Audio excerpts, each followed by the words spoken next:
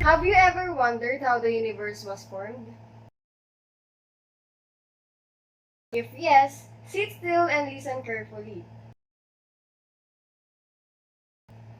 First of all, Big Bang was not an explosion.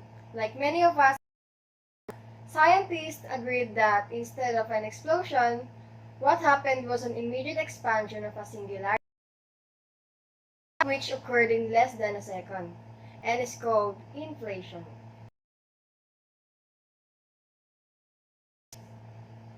At this time, the universe was perceived to be a very, very hot, expanding soup of fundamental particles that included the bosons, quarks, hadrons, and leptons, among others.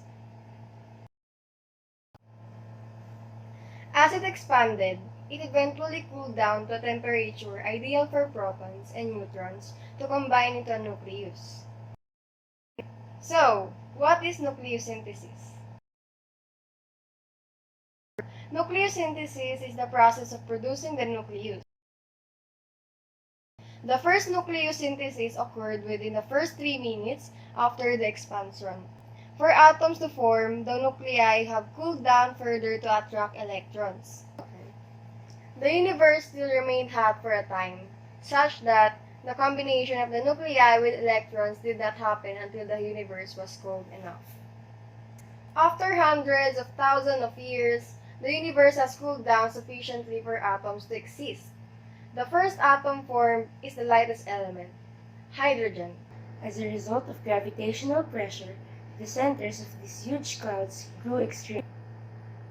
At this very high temperature, it was surmised that the condition led to the fusion of hydrogen nuclei, which led to the formation of helium. The fusion of hydrogen atoms into helium signals the birth of a star. When the hydrogen gas clumped together after millions of years and gravity put it under great pressure, stars and galaxies began to form.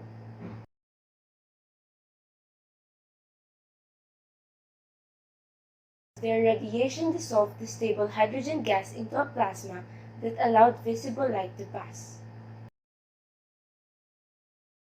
And finally, there was light. What happened right at the beginning? To understand what really happened in the Big Bang, we need a theory that unifies Einstein's relativity, which states that the laws of physics are the same for all non-accelerating observers, and he showed that the speed of light within a vacuum is the same no matter the speed of which an observer travels in quantum mechanics. Something countless that scientists are working on right now.